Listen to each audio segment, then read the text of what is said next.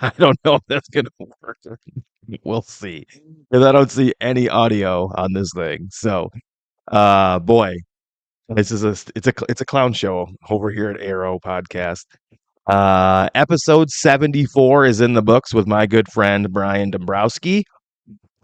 He is somebody that has consistently interacted with me on a very genuine level, and we kind of talk about that tonight as in this episode as well from the get go, and that's something that isn't always the case. Sometimes there's some ulterior motives. Sometimes there's an agenda that people have. But Brian has genuinely interacted with us. He is a fan of our shenanigans, and for a man who is older than me, I appreciate that very much. And that is not a shot at your age, Brian. That is just a fact. I love that you love that Adam and I are dumbasses, and that is amazing. So anyway, I really had a great time getting to know Brian more as a person and as a hunter, and I just feel like we had a really great conversation. I learned a lot about Brian, some fun facts, and I hope you enjoy. So thanks. Episode 74 with Brian Dombrowski coming up next.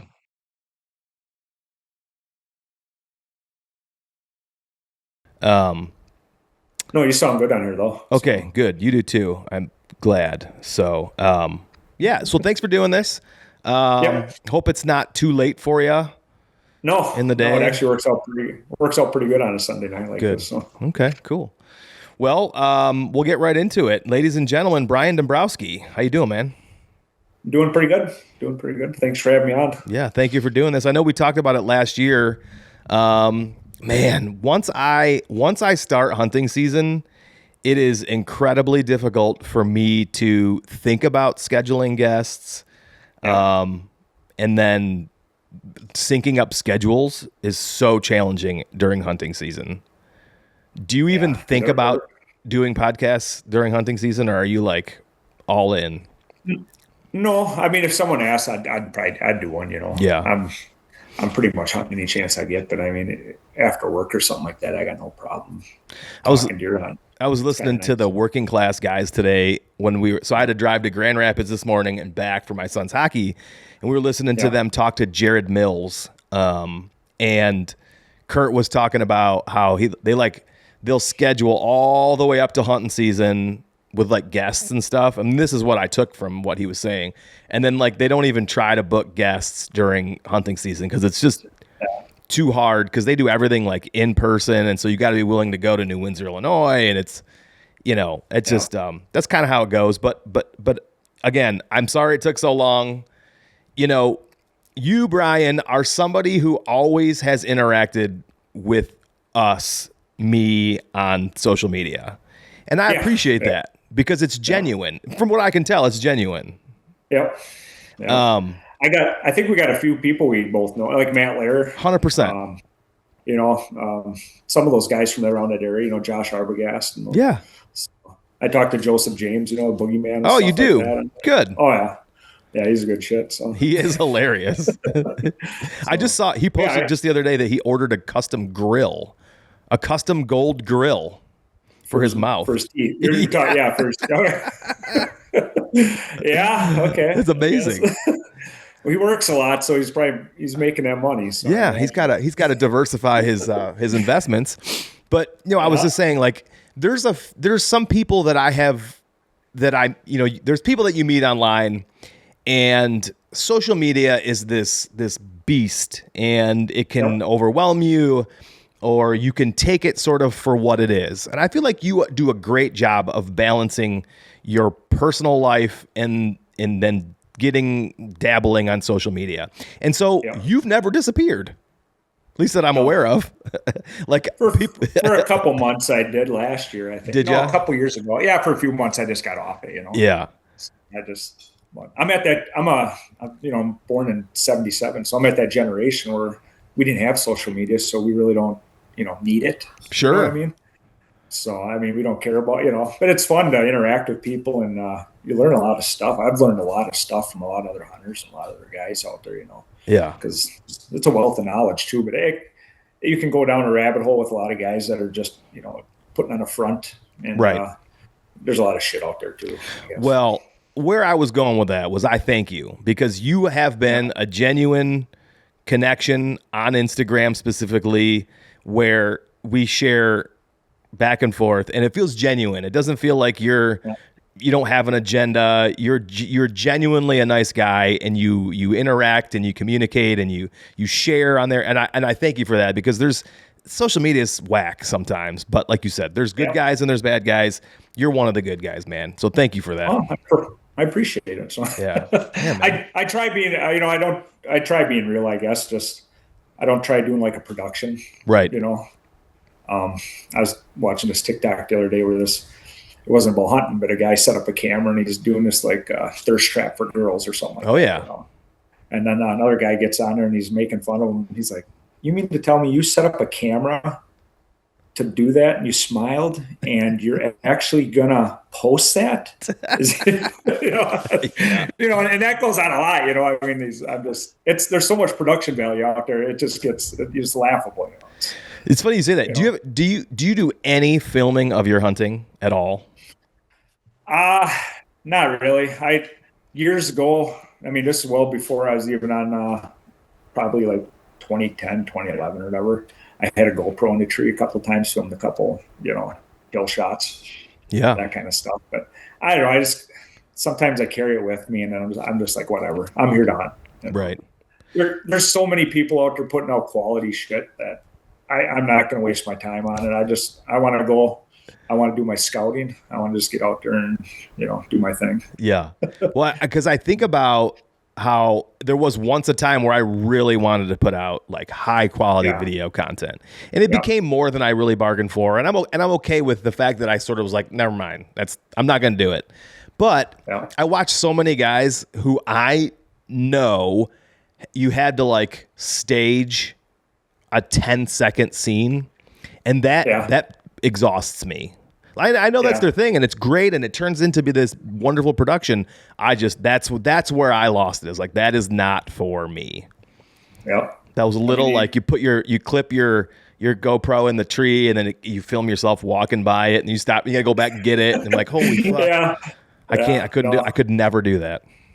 No, I want to go scout. I want to go hunt. I don't want to, putz around with that crap. Yeah. Life's, I mean, time is short. What do you gotta? It's valuable, and man, it's flying by. Yeah. I see some of the guys out there. I think there's a lot of younger guys out there too. They wanna, they want to be somebody or make something of themselves and get noticed. And and there's nothing wrong with that. But I'm not looking for any like sponsors or any of that stuff, like a lot of these guys are, Sure. Before we get too far into this episode, why don't you take some time, if you're interested, and share where people could follow along with you on social media, and what you got going on? Pretty much on Instagram is, I'll post like little snippets and stuff on there, my scouting forays or whatever, maybe like in season stuff. And that's shadow_pursuits. Okay. And but that's pretty much. I have a Facebook account, but I don't really post much to that. I find Facebook. I think there's you see the comments on there. Like someone will post something, and there's so many negative comments on Facebook. I'm just like, I don't want that crap. So, do you think that Facebook is the algorithm on Facebook is harvesting the negative comments to appear first because they know it gets the most engagement? I don't know. There might just, I honestly, is there that much negativity? Well, I think it's the age group. So I'll be 50 in next March, and it's kind of my age group that was on Facebook, and there's a lot of a-holes out there. So yeah, you know what I mean? They're just we grew up. It was tough love. We kind of grew up fending for ourselves and make a lot of ribbing, a lot of making fun of people. You got this whole new generation out there now, participation trophy generation, I call them, and we didn't have that, so if you sucked at something, everyone told you sucked at it, or you were picked last, or you just didn't play, or, I think there's more of that on Facebook. Do you think that was good or bad? Good. I agree. I think it was great. It made you it made you self-sufficient, motivated to do something. And if you sucked at something, you maybe did something else and got better. Maybe for some people it wasn't so great, but I mean, I think pushing each other, not saying, oh, it's okay, and it's like, no, let's see some drive. Let's get out there, and I think that carried over into how I scout now. I know what it takes to get out there and just bust your ass all the time, and it's be self-motivated. So, yeah. Okay. Well, there's a lot right there, and I think we'll figure out a way to meander around and come back to that. Yeah. I like that. So if I were to bump into the Dombrowski family at the supper club over in the Wisconsin Dells, Yeah. and Brian excuses himself to use the men's room, and I said, "Oh, hello, Mrs. D. My name is Brett. Tell me a little bit about Brian. Who is Brian? How would your wife describe you?" She'd probably say I'm quiet for the most part. She's more. We used to be pretty crazy. We had a lot of fun in our lives. Before we got 11. Our boys gonna be 11 now this year, and we had a lot of fun. She's still the hothead. She's always had a temper, so I'm more of the reserved one. I just kind of let things, and I'm like, whatever. If I don't want to deal with it, I'm like, whatever. I don't want to waste my energy. Mm-hmm. But I'm more of the thinker, I guess. Maybe even more frugal person, cheaper. Okay. I grew up in that. She likes more experiences. She's more extroverted than me when it comes to that. I'm fine being by myself out in the woods, just walking around. She's more of a social butterfly than I am, definitely. So you are the insightful, contemplative, reserved. You are the rock. I'm the Are I'm you more the of a rock? Yeah. I could be. Okay. All right. I like that. No one's ever told me that. She's pretty tough though. Well, I don't think there's anything wrong with having two strong-willed parents. Yeah, correct. That's good. Yeah. That's good. Yeah. I like it. So you mentioned a little bit just a second ago about how, you and I, I'm an 81 birthday, so I'm a little bit younger, but we did both grow up, and we have a life before the internet. We have a life before participation trophy culture. We have a life before everything that you do having to be seen by as many people as possible. Correct. So you mentioned that it potentially has given you an understanding on how to push yourself when needed. What was it like growing up where you're from? Well, I was my mom and dad got divorced when I was 8, and I was an only child, so I lived with my mom, and so she pretty much raised. Town I was from is about 18,000 people or whatever. So we grew up running around on the streets, basically skateboarding and snowboarding all winter. Maybe then we got into like lowriders and loud stereo systems, that kind of. That's my background. I totally remember those days. And, yeah. And so I grew up doing a lot of that stuff. You kind of raised yourself, almost. So, and I didn't get into hunt. She got a new boyfriend. My mom did that. She's still with to this day. It's been like 40 years, and they live together and stuff. But that's how I got into kind of hunting. My dad never hunted. He didn't have the patience for it. So I went hunting with my dad once. And before then, I never hunted before. And the boyfriend that she's with today, and I started going with him duck hunting. And we went duck hunting a few times, and I was in that. Then I eventually went, deer hunting with him. Got to sit in the stand when I was 12. And you had your stand, and you went up there and you didn't move. Mm-hmm. He's an old Vietnam vet, or whatever. So he's like, we're up there. And he's like, that's where you're told you don't move. So you're like this for hours, which I can't do that anymore. Yeah, for sure. But no, I didn't. I guess that's how a lot of raising, my mom did what she could, and we just kind of, but I was always kind of alone, you know what I mean, without a brother or sister. Mm-hmm. I got a couple stepbrothers now, and stepsister, but I didn't grow up with them. So just hanging out with friends and figuring things out on your own. It's interesting that small town kids outside, like the old adage of like you come home when the street lights come on. But I would imagine if it's that small of a town, there wasn't really even street lights. It was like, I got to get home just because I got to get home. And you were sort of like, you matured to a point where it's like, I know that if I don't get home, I'm in deep shit. Yeah. Until you got home. Yeah, we got home. We got, I got my first job at 15, 16 or whatever at the county market, and we just hang out with all those guys all night. So I mean, we got home eventually. Yeah. A lot of shenanigans.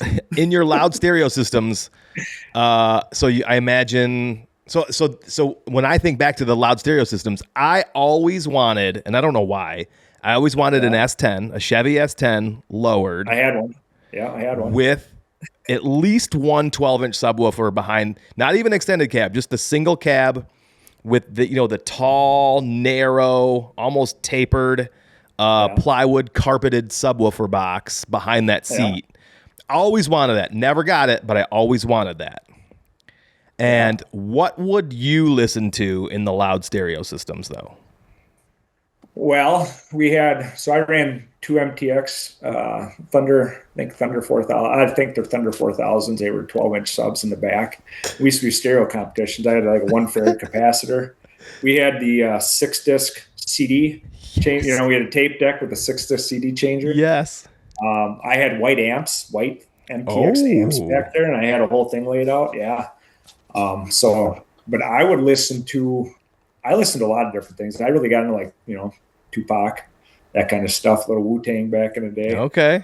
But you play some like AC/DC or that kind of stuff on, and if you had some good mids and highs, oh my gosh, like Thunderstruck on there, you go. But, some of my friends, they went crazy. They had like Geostorms, and they'd cram 24 10-inch subs in a wedge-shaped, it was just, it was insane.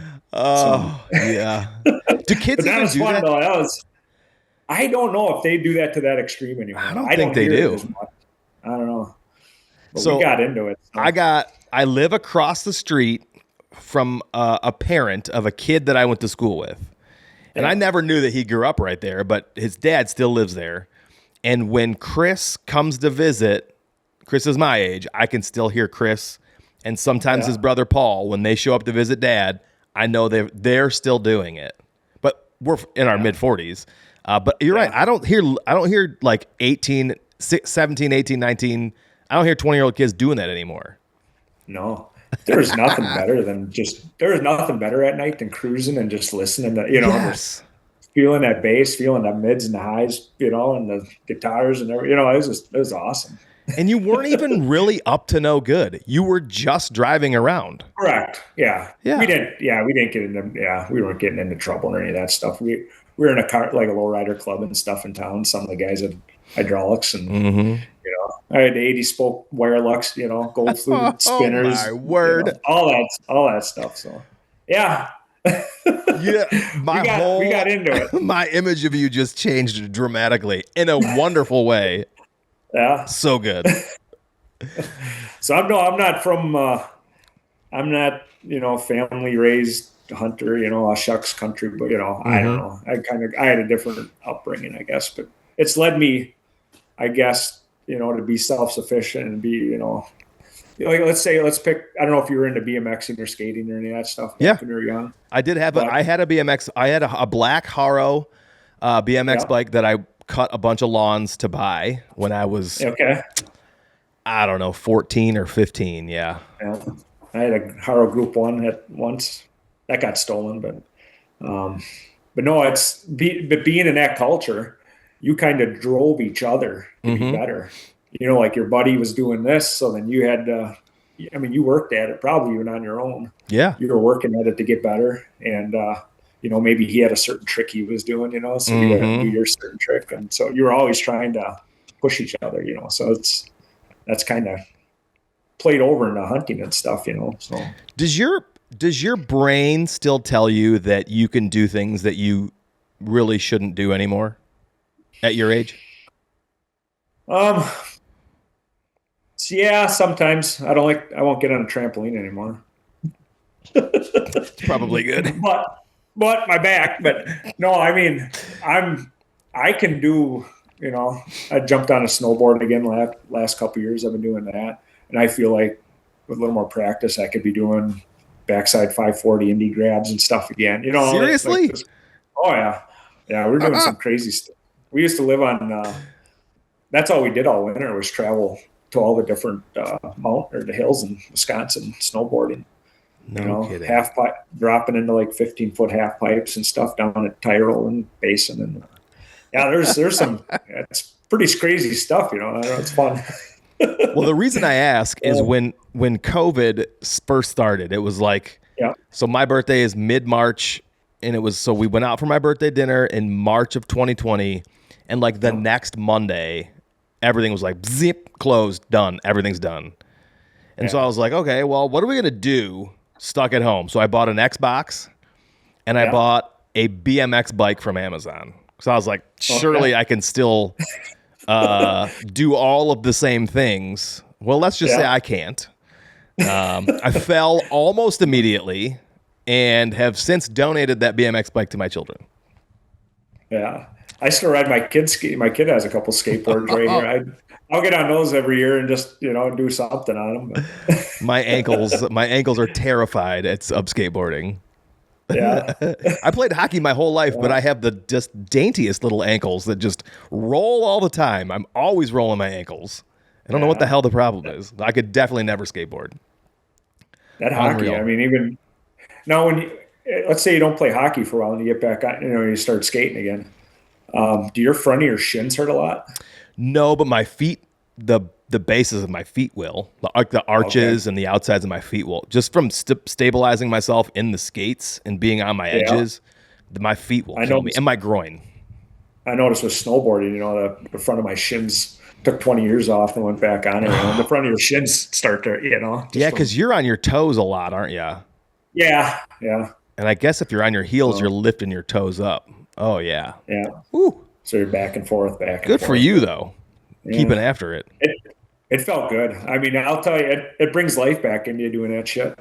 Because you get sedentary and you just kind of sit here like, I'm getting older, blah, woe is me. But you get on that snowboard or BMX bike, and next thing you're jamming to some old music again, and you're like, yeah. So every year on my son's hockey team, they do a family game to where the parent, any parent that wants to, can get dressed up, and we just kind of split up on the ice and just scrimmage for regular practice duration, so like an hour and a half. Every single time I do that, I think, all right, I got to sign up for a men's league now.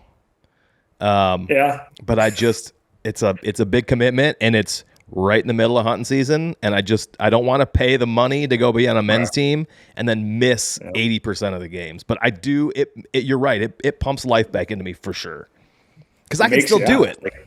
Yeah. Time. It's always about time. So we said all that to say that you learned how to push yourself by growing up that way in the woods. What is that? What does pushing yourself mean to you? Like when you parlay that into an outdoor scenario or a hunting scenario, what is pushing it for Brian? Pushing it for me is not settling on being mediocre, or not settling to be I'll get just ho hum. When nobody's looking, like growing up without social media. And all we had were books and, read the Eberhards and the Hal Bloods and the Benoits out east and, Greg Miller's, Joe Bucher. There's a bunch of books you're reading this, but I didn't want to settle just to be an average hunter. I always wanted to push myself to, you shot a nice buck. Okay, it took maybe 3-4 years to shoot another nice buck. I want to shoot a nice buck every year. So what do I got to do to, improve my odds each year, and then after that, it just more scouting, a lot more errors, you're making mistakes all the time, that kind of stuff. And there was nobody else. I always did this by myself. So I just kept striving to be a more efficient, hunter out there, trying to find bigger and better deer each year. I think that a dumb Rompola buck really ruined it for me. Seeing that back in '98, you see, Yeah. I was like, holy shit, And then you kind of set your goal. You're like, one day, And I still think that I go, one day I'm going to find one bigger than that. So, well, what's your take? What's your take on the Rompola buck? I think it's real. You do? I do. There are very few of you. I know. I think it's real. The guy, you listen to him talk. I've never listened to Mitch Rompola talk. I've never heard him in my life. The way he scouted back then is the way I scout now. Really? It hasn't changed. He mapped. I mean, the deer he was shooting back then, he might even still be hunting. But I think it's a real buck. I mean, I don't think he dinked around with it, or what they're saying. I don't know if the technology was that big back then. Nowadays. Mm-hmm. Plus the guy, I look at it like this too. He's never given me a reason not to trust him. I don't know the guy. He's never given me a reason not to trust him. Troy Pottinger talked to him, through, I think, letters or whatever. I did not know that. And Troy, he messaged him. I guess he sent him some letters, talking about, his tactics or scrape tactics way back in the day. And I think that's how he got involved with buck fever.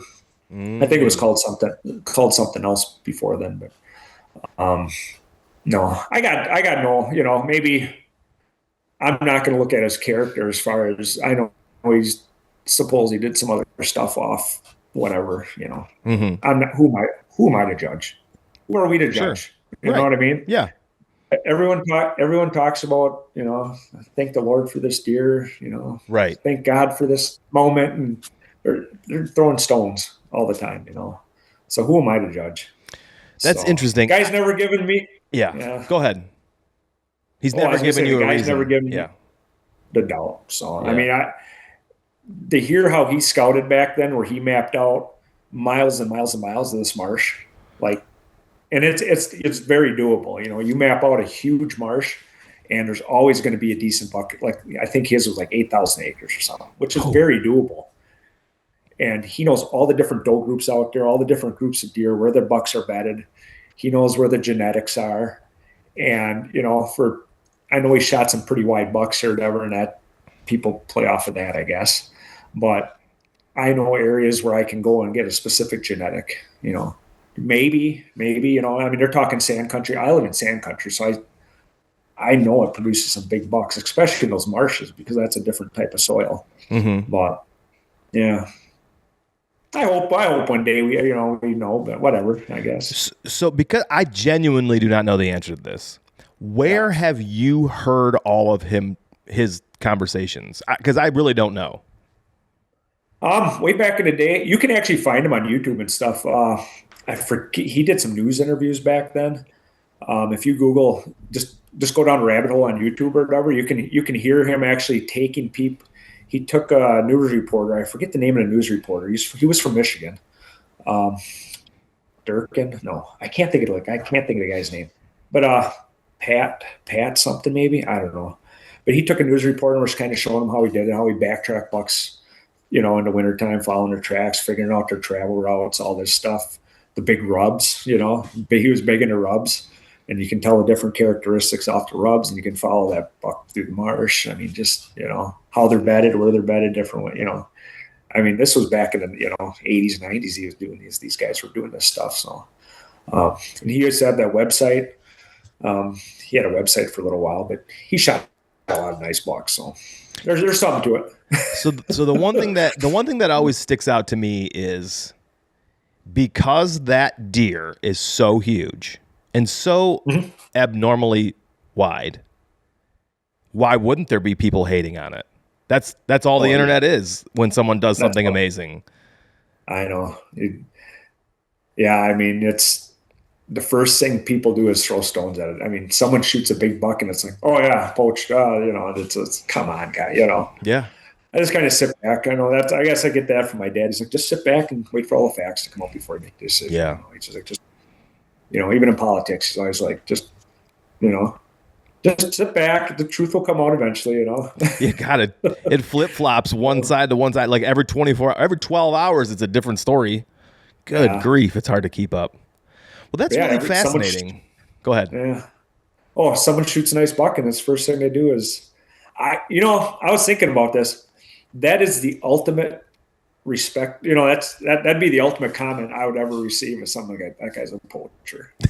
You know, I would love that if someone would, you know, that means I'm doing something a lot of people can't do. And I know I'm doing it right. And a lot of, you know, I'm at a certain point where, you know, I think that I would smile. I'd be like, I like that. You know, I've made it. I'll have to think about it that way. No one's ever given me shit. Like I have over-excitedly reacted about shooting a buck before, and people have been like, you know, maybe downplaying the deer itself. But to me, I was very excited, and I maybe just overspoke, whatever. But no one's ever given me shit, and so maybe I'll strive for that. Maybe I'll look to do something where people can give me a hard time. Yeah, I've never been given a hard time either. I mean, if you follow me on, you know, I'm scouting out there like all the time. Yeah. I'm not just going out there willy nilly. You know, I'm mapping out big chunks to the center part of the state and figuring out where some really nice deer are. So you put in the time, you know, and put in the effort, and stuff starts to fall in place after, you know, 20, 30 years. A lot of mistakes. You mentioned that like maybe in the beginning you had, you know, you'd shoot a good deer and then it'd be a little bit before you shot another good deer, and you realized, I want to reduce the amount of time between the big deer. How, if you can recollect, like how many of those couple year lulls do you think you had before you came to that realization? It was. Are you saying like how long before I realized that? Yeah. Did you like shoot one good deer and you're like, and then it was that 3 year lull? Maybe you shot another one, and then was it another 3 years? Like, did you have two of those breaks before you were like, I gotta shorten this duration, or was it 4, or was it 1? No, there was a couple breaks in there, you know. Okay. Even to see a good deer is hard, you know. To see a 140 inch buck on a hoof is pretty tough around here. It's tough. It's tough going. So I was, you know, he took a nice buck, and I'm like, wow, you know, it's kind of that you feel good about it, you know, and you're like, and this was before social media and stuff. So how can I, you know, everyone's like, yeah, you'll get one every few years, and I'm like, well, that's bullshit. I want one every year, you know? So you were listening to other people, you know, because mobile hunting wasn't huge, you know. Everybody had a spot or a property they hunted, and they sat there and they sat there and they sat there, you know. And I'm like, this is just dumb. This is insane. So I remember getting my old River's Edge tree stand, going out and, you know, trying to get after it. And then finally you're starting to at least see better deer. Mm-hmm. So once you start seeing better deer more often, it's like, you know, now I got to get in front of those deer. And it's, you know, and I know Eberhard would always talk about it. You know, he based a lot of things off percentages, you know, that where he hunts even in Iowa and stuff. And he's always talking about that 70-30 split for, you know, farmland, forest. But everything you do, you want to up your odds, you know. If you're reading a book, you know, scouting, everything you're doing, you're upping your odds a little percentage, you know, you're trying to get there. But yeah, but I just realized that I didn't want to wait that long. I wanted to, you know, keep feeling that feeling when I see a nice deer, and I just want to keep scouting and keep, you know, then you realize, you know, the further along you get in your journey, you start chasing bigger and bigger and bigger deer. And then it's now you're at a point where I'm chasing maybe the top 1% of the bucks in this area, you know, central Wisconsin that I can find. And it gets tough, you know. I can imagine. Because, I mean, like this year alone, you know, I kept a log this year of all where I've been, you know, and we got a lot of patchwork of system, probably like southern Michigan a lot around here, Mm-hmm. not a lot of huge properties. There's a few Yeah. marshes that are several thousand acres, but most of it's like under 300 acres a parcel. And we got about, I'm figuring about 17,000 acres under my hoof. And it took me about maybe 230 miles to walk, to scout those properties. And we got a handful of potential deer. Now we just got to see if they're still alive and just keep whittling it down. But you just keep striving, to be better. And to get back to the beginning of that question, you always being self-motivated, you want more, I guess. So you made a comment there that I hadn't thought about in a while, but it just struck me when Adam, my brother, first started hunting. He hunted like the second half of one season. I would say it was 2019, maybe 2020, and then he shot a yearling that year, and he was very excited. And then the next October 9th, I'm fairly certain it was the 9th. He'll correct me, I'm sure. He shot a really great buck, first thing in the morning. Yep. And I remember telling him with my friend, so there was 3 of us there that day, we found this buck, and it was one of the best deer we had on the property that year. And for his second deer ever, I remember saying to him, "This is unreal.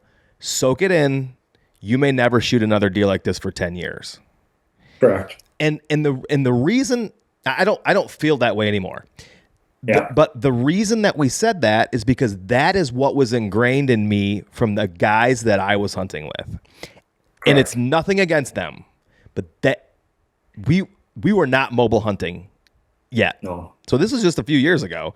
We were not being aggressive at that point. We were choosing a stand location that was pre-existing from either the year before or something we put up in July or August, and that's where you hunted, period. And so I had not yet realized the advantages of being a mobile hunter at that time. And the fact that I told Adam, "Dude, you may never shoot a deer like this for 10 years. Yeah. And he's got a half a dozen on his wall already. Of really great deer for someone who just started hunting. It just goes to show how in the flip of a switch, everything changes. Your mentality, your behavior, your attitude, the wanting to do more, and the being able to figure out a way to get to that next level is very attainable. But you got to want to do it. You got to want to do it, yeah. And I figure it's a wholesome sport. It's a lot better than sitting in a bar or doing some other stupid stuff all the time, so getting some good exercise out there. But, and in your guys' situation too, you're going to want bigger and bigger deer, and they get less and less. So then you got to start covering more and more properties and more ground. 100%. It's just, you got to go find it. We've been traveling and we've been going to find them, and it's been a blessing and an amazing journey, and I can't wait for more.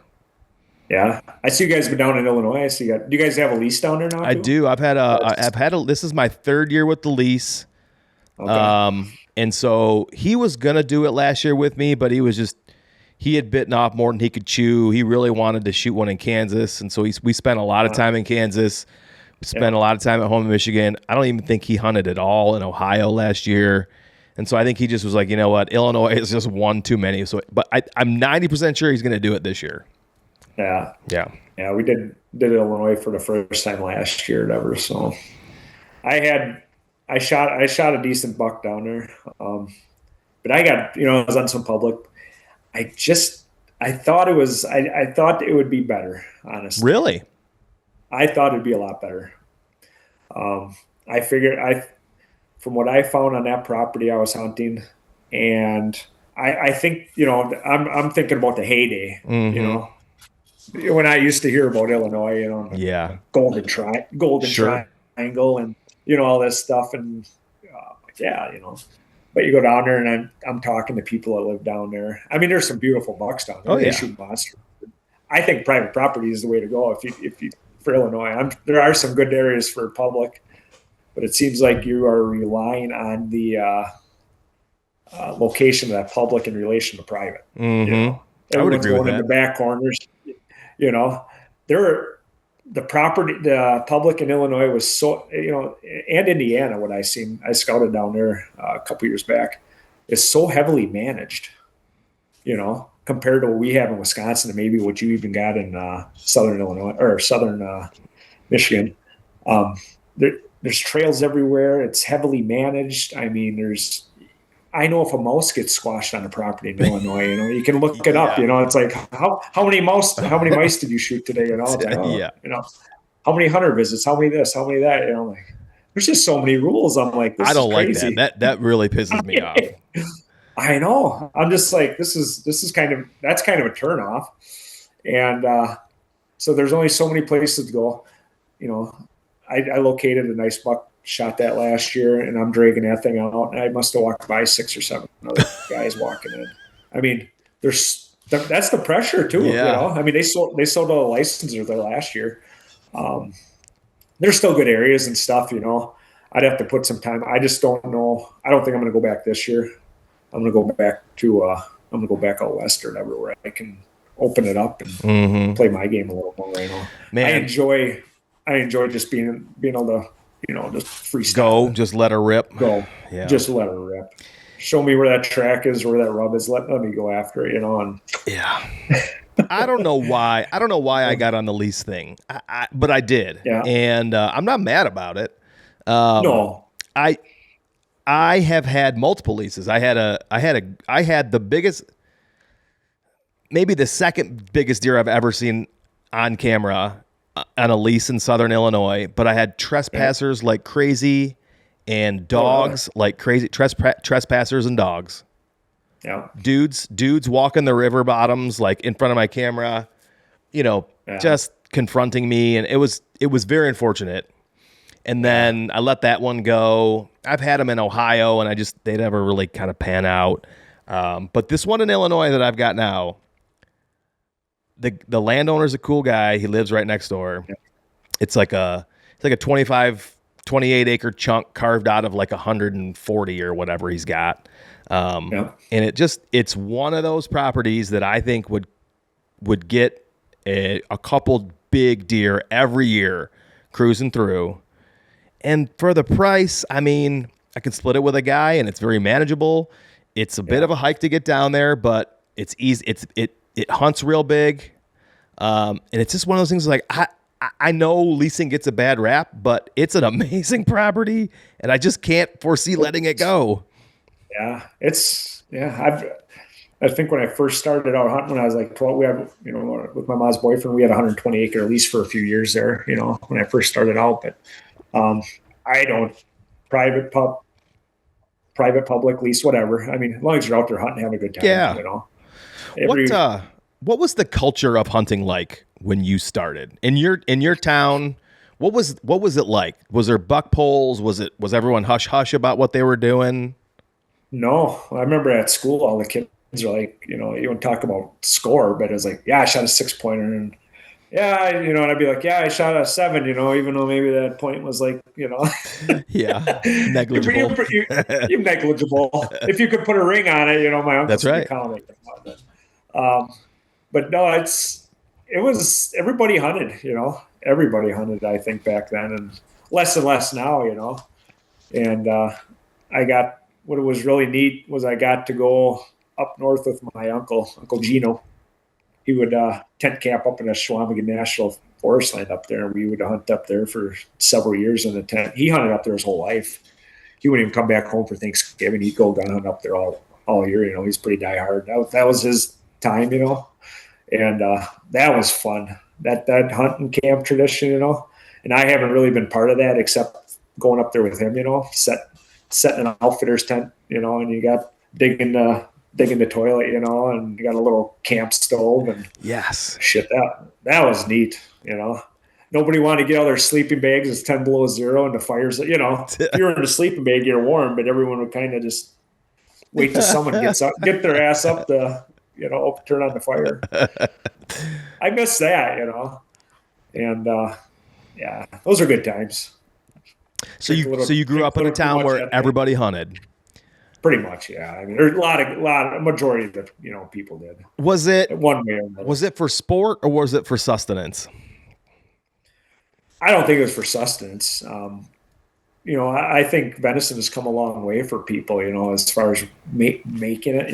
Yeah. Hardly anyone. You'd always have a group to cut the deer up, and then you'd take it and they get sausage and shit made out of it. Yeah. And those places are getting less and less and less every year to take it. So I think now people are a lot better at making it. I think way back in the day, maybe the 70s and 80s and 60, 70, it was for sustenance. Families would shoot more, especially in this farm country. They'd shoot deer to feed their families. And not so much, but we do. I mean, we shoot 4 or 5 deer a year. We'll eat them all. So I think it's a great source of, back in the mid 90s when they started pumping all of our food full of crap at the grocery stores, yeah, a lot better than that. Yeah, I remember. I don't think so. I remember shooting my first deer, and I don't really remember eating it. Yeah, I know I got it processed. I remember taking it there. I just don't remember eating that deer at all, which is interesting. But now you're right. We shoot. I shot 3 deer last year, and we were out before season started, and I was out of venison the first of the year already. We need to shoot 6 probably. Yeah. Well, you guys got to get those does under control over there. That's the worst part is I shot a doe opening night, and God bless it, I couldn't get another doe in front of me for the rest of the season. Not even here in front of my house. There's a guy with 80 acres just up the road from me. There's 30 deer, and they never do the same thing twice, which, of course, they're wild animals. Why would they? But you think I couldn't even shoot them with a gun last year. I could not get a doe with a gun last year. I've thought about taking advantage of degradation permits in the summertime up here, because I don't mind processing it immediately. Correct. I don't mind that. I don't know. I gotta get 60 deer this year. That's all there is to it. 6 deer, you're starving, so that's what you got to do. Yeah. Or I gotta justify buying a quarter of a cow, which is what we had to do. Okay. So, yeah. Anyway, that's not cheap anymore either. It was like $700 or $800. Yeah. Yeah. But we eat a lot. We eat a lot of food. I got a 15-year-old and a 12-year-old and a 7-year-old, and they're just eating nonstop. So it's like, holy smokes, I got to feed everybody. But that's good. It's good. I'm glad they love it. They love the venison. They love the beef. They love burgers and steaks, and they're happy with everything. So I'm happy. Yeah. You could go the other route, and that's Yeah. So you got a very impressive wall behind you. Thank you. I also know through rumors that you have a pile that aren't even up there. Probably, right? Like boxes of antlers and stuff. I got 25 in the house, hanging in the house. So you've got 25 hanging in the house, and you've got a wall right behind you that would make some grown men blush. Yeah. And I feel like I've heard you discuss taxidermy before. What's your take on taxidermy today? I'm not going to do it unless there's one more buck I might mount. That's it. Just one. And when you say mount, you mean full shoulder mount. Shoulder mount. But you'll do Euros and stuff. I do my own Euros. You do your own Euros. Yeah. Yeah. I got, I don't want my wife to hear this, but I take her canning kettle, and which is, I'm hiding, it's hidden right now, but because I had a couple in the freezer I did this spring, but I take her canning kettle and use that, and boil it for an hour. You rinse it, pressure wash. The pressure washer is key. Boil it in maybe some Dawn dish soap or borax or something like that. Mm-hmm. Pressure wash it. Do it again. Pressure wash, and it's like comes out pretty clean, and then just whiten it up, and you're done. So I'm just not. Yeah. I'm not gonna pay someone to do that. So I did my first year I ever did. I paid some guy to do it. I'm like, you did what? And then I was like, I've done it ever since. I agree with you. Yeah. So you said something though that I'm curious about. You said I'll do one more. Do you have one deer in mind that you'll do one more on? Yeah, it's gonna have to be pretty big. Oh, oh, oh, oh, oh. I thought you nice knew one. of a deer that you Oh had yeah, your. I know. Oh, you do. I know of a couple deer. Yeah, Okay. All right. yeah. That's exciting. There's one. Yeah, I know of a couple deer that one last year that didn't get. That I didn't hear got shot. I didn't hear anything about him getting shot. So if I know other people are after him, and that's one of the biggest deer on the hoofs I've ever seen as far as antlers. Um, it was crazy, but he was a noticeable deer, and he disappeared right around right around the beginning of the season, and there was so much traffic on that property, and so I'm figuring. So then you open up your drag net, check every single public piece, within maybe a 2-3 mile radius, and try to relocate them. What's really interesting though, and I've been noticing this. So it's pretty flat country over here, and we do have there's some hills here and there. It seems like I'll find a really big buck. Like a few years back, I found this one buck, and he ended up being shot a year or two later, and he was like 206, 204. Ooh. And it seems like the bigger, and what sucks about that deer, it was I was watching him, and I never could pin him down, but I did find some sign on some different properties like miles away. I think it was his, and I was narrowing the search down, but he got shot. And I seen him Wisconsin deer and turkey show down in the Dells this year. He was hanging on the wall down there. Oh, I'm like, son of a bitch. But anyway, I knew that buck right. I'm like, I know that deer. Holy smokes! But what about the flat ground? It seems like the biggest bucks in the area are always getting shot by a hill. And it could be miles away, but it seems like, that big one was shot down the road on that hill. I'm like, and I've been hearing, I keep hearing this over and over again. I might get a sniff from him over here, but all of a sudden 2 miles away he's on that hill. Because 2 miles for a deer in a home range ain't too far in. That's nothing. You think it is, you're trying to narrow it down to that 80 acres or 100 acres, I'll get him on this, But he might be there for a couple weeks or a week or something during the summer. You get a picture of him, and then he moves off over here when the pressure kicks in, or But, I remember the first time I ever hunted in Illinois with some topography, and I say some topography, and I think from going from hunting farmland, which was very flat, to 100, maybe 150 elevation change, but mostly straight up and down. That was a shock to me. Okay. Yeah. And I was like, there's no way deer are moving through here. What? There's no fucking way. And I remember one day in the saddle, and I had this doe come fucking hauling ass coming from the ag down this drainage, and behind her was this giant buck just chasing her, and they went up the most vertical wall of leaves, like in a hill, like a cliff, that I'm like, there's no way those deer are going up, and they went right up that motherfucker like it was nothing. And I'm like, oh, I'm the pussy. Oh, it's me. They never even stopped to catch their breath. No. Yeah, there's just fucking deer that I probably never see human beings, and they just live out there peacefully, do their thing. Well, that's what I love. I think one of the only places in Illinois that'll happen anymore is probably down by the Shawnee, the national forest down there.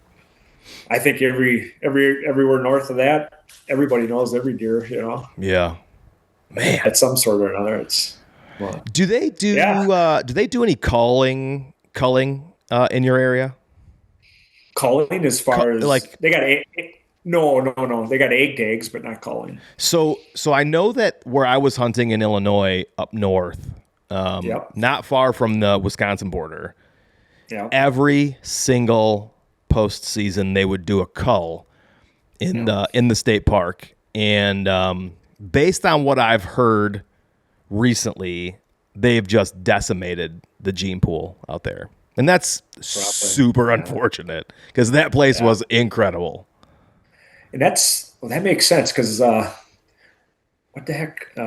There's guys that make a living leasing land next to these state parks, Oh yeah, and I think even Chris Brackett or whatever. I think he talks about that. and I thought he was selling some property next to a state park, and maybe it's because of all the culling. Maybe they just destroyed the herd there, but That was a lot of guys. yeah. A lot of guys make a good living God. shooting big bucks that come across that property line. It's Well, kind of that was the key. Is I asked the farmer, I'm like, hey, can I walk through your farm field to get to this back corner? And she's like, I don't care. Sure, people do it every year. Just thanks for asking. And but like I remember hunting. Those deer were healthy and humongous, and they were thriving. And the fact that they would dump a pile of corn out there and just decimate them blows my mind. So discouraging. Such poor management. It's nice to hear they're not doing it by you, though. No, they're not doing that. Our heyday was probably like everyone else's, like the late 90s, early 2000s, as far as deer numbers went. And it's gone down because of like a lot of the timber industry took a shit, social media, electronics. Yeah. But that took a shit. A lot of the paper mills closed down, so there's less forestry generation.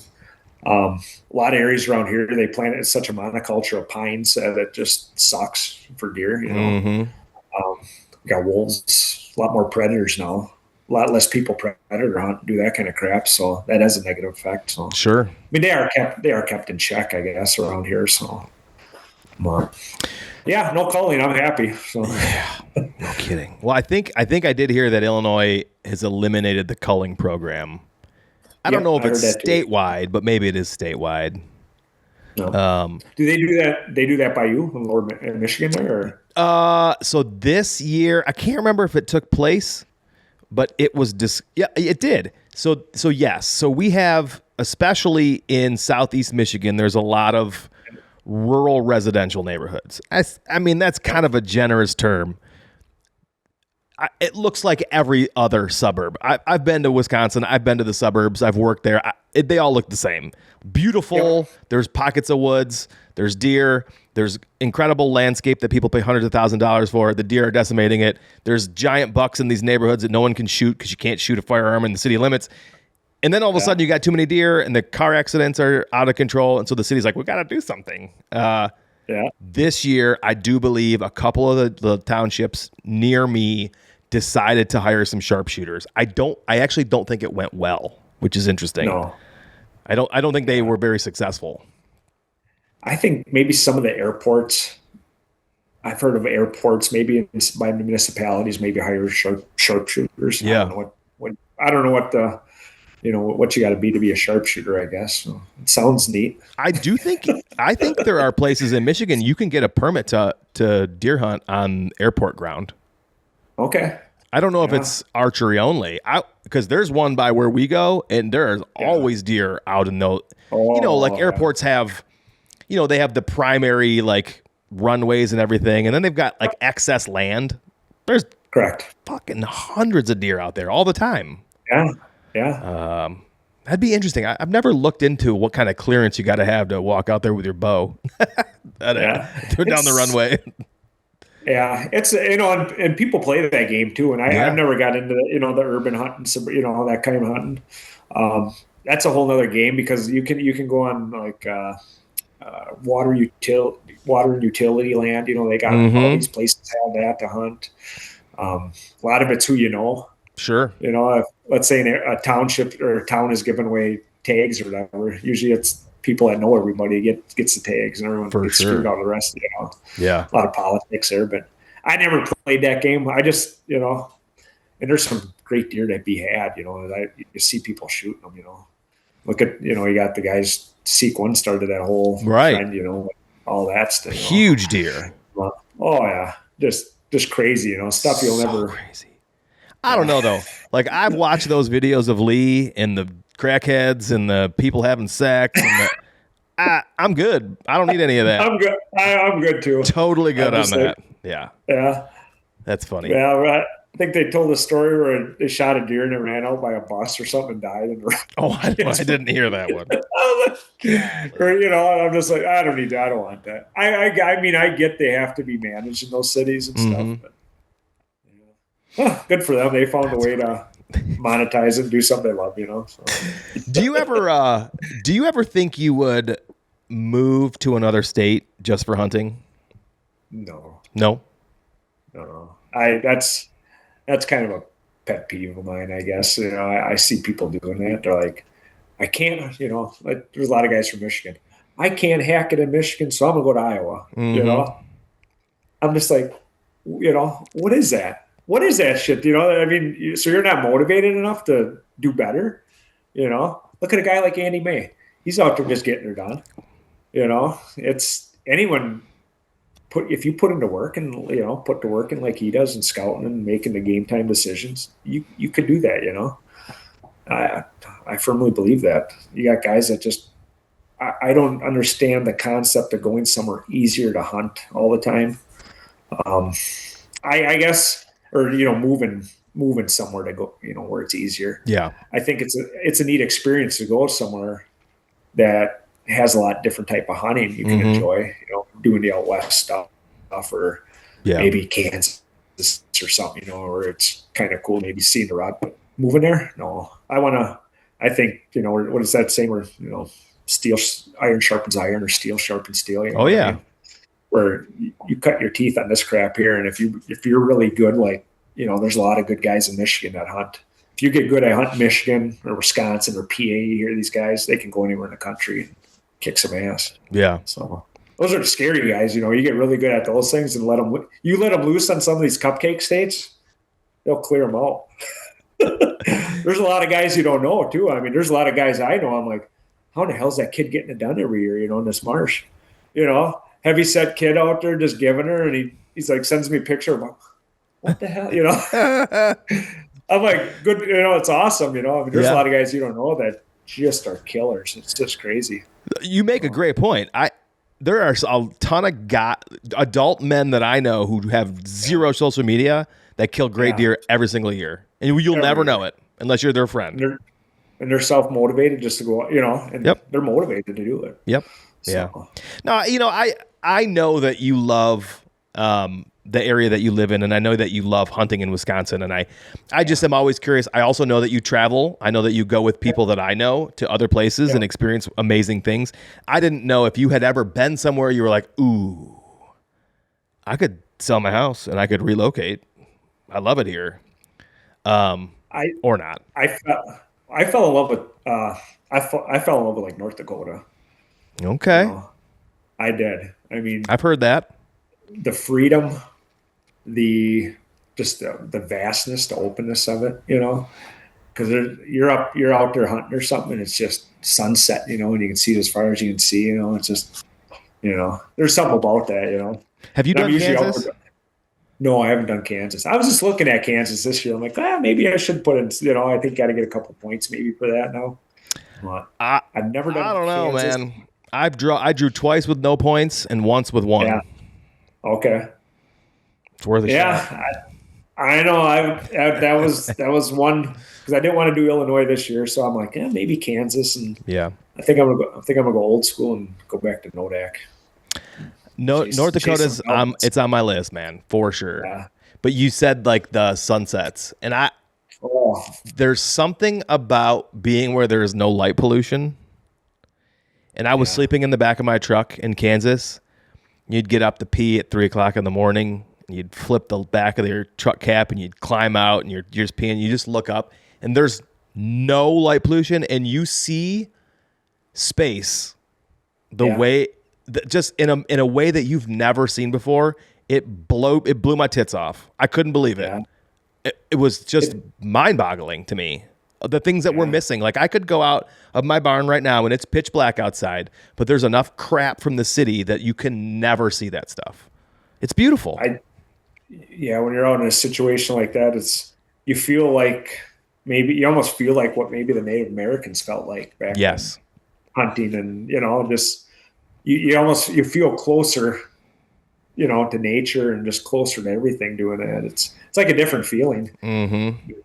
Rather than running into 6-7 people or every day out in a different state or something, you're just out there and it just feels really pristine and really nice. So. You also mentioned that you live in Sand Country, and this year I read a Sand County Almanac. I'll have you know, I like that book a lot. In fact, my wife read it because I praised it so much. Yep. And That's where we're at. it got me thinking about something. And then you just said this, and I just went on a walk with my wife tonight, and she brought something up. I can't exactly remember the term that she used for it, but it was like the baseline. Everybody's baseline is different. So like if you were to think back to Native Americans when they were walking through the same land that you walk through today, what their baseline was, what the flora and the fauna and the wildlife, what their baseline was, okay? And then how it's changed with every generation. And so like our kids, like you have an 11-year-old, I have a 12-year-old son. Their baseline is clear cuts, like flat, very different forests. There's not a lot of variety. There's not a wide variety of flora and fauna. The canopy is different. There's animals that no longer exist on the on Earth, for that matter. Like that's their baseline. And just how it has changed in the course of 200 years, 300 years, like it hurts my brain, and it makes me sad to think about the baseline for the Native Americans and the baseline for our children today, and what some of us will never get to experience. That's around here. I live. It's pretty much it's sand country, potato country around here. A lot of farming, and there's a lot of area. We got a lot. I live in the middle of all this prairie chicken area, so there's tens of thousands of acres that are just like almost remind me of North Dakota. You know, where it's the type of grasses and stuff you see, and so you can still go to a lot of these areas around here. Or if you find a bigger marsh and get in there, you know, you can. It's like it was, you know. I've been out here, you know. My father-in-law, they used to have a box of tomahawks and different things they found. That's awesome. While they're farming the fields, because a lot of the Indian tribes would come to this area to hunt, and so you'd see where they set up camp or whatever, you know, and you'd find arrowheads and all this crap. Oh, that's cool. I was fortunate enough to find one a couple years back or whatever. And me and my boy, you know, I'm like, holy shit, you know. What were you doing? So we were walking a dog as a family. So my boy was with me and stuff. And there was a dirt road that they had just, you know, they graded it. Yeah. Yeah. And then it rains. So it was just sticking up on the side of that. Unreal. And I'm like, because we're always walking down these roads looking for them, looking for rocks, looking at rocks, you know, see if we can find an arrowhead. And it was pretty badass to find That's that. really cool. I would love to find something like that. You know, I mean, thousands of years old, possibly. Sure. Know, just who knows? But you can backdate them. You were meant to find that. Yeah. Yeah. It was pretty cool. And I mean, you could have been anywhere that day. Yeah.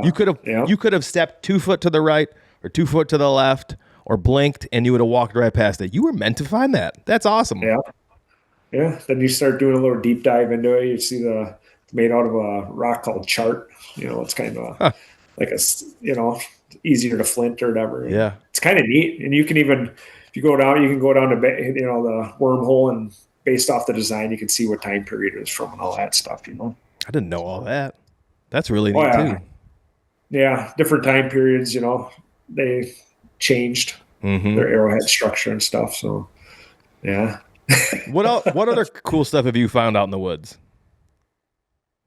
Oh, old machinery. I mean, just from, you know, 100 years, you know, just long time ago. You're just like, what the hell is this doing? How did this get here?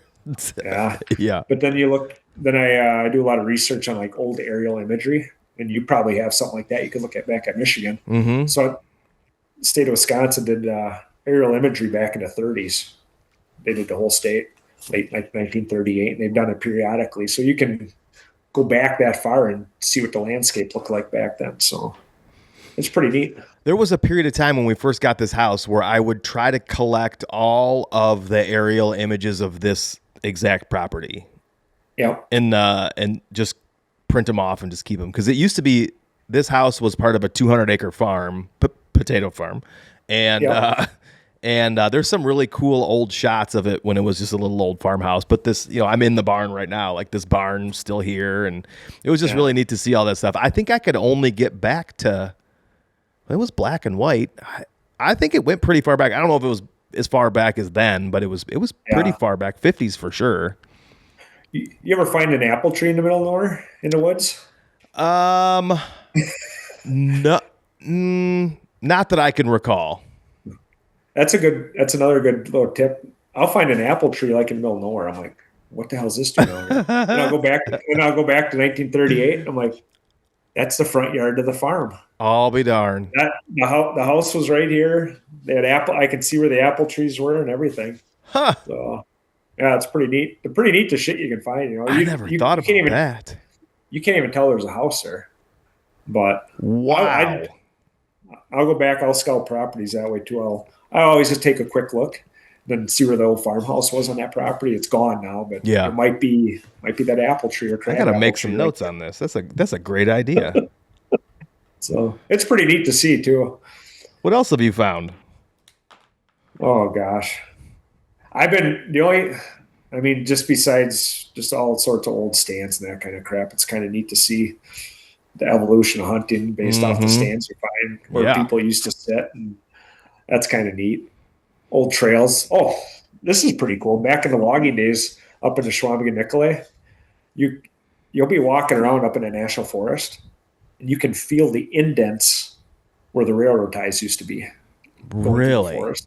Because they would go into an area, lay the railroad ties down in tracks, then they would pick them all back up when they left. Huh. So you can feel the indents in the ground yet from that. That's pretty neat. And I found an old like a 50-foot section of train track up there one time, just in the middle of nowhere. So it's pretty neat, the history that's been up there. But yeah, I'll tell you what, they wiped out when they say they, cut the trees down back then, and they cut them down. I mean, you look at the old, there was not a lot of trees anywhere. So pretty amazing. Yeah.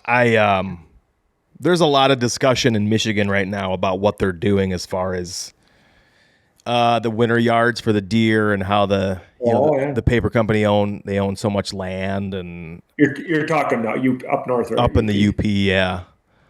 So that's interesting. I just don't think enough about that kind of stuff.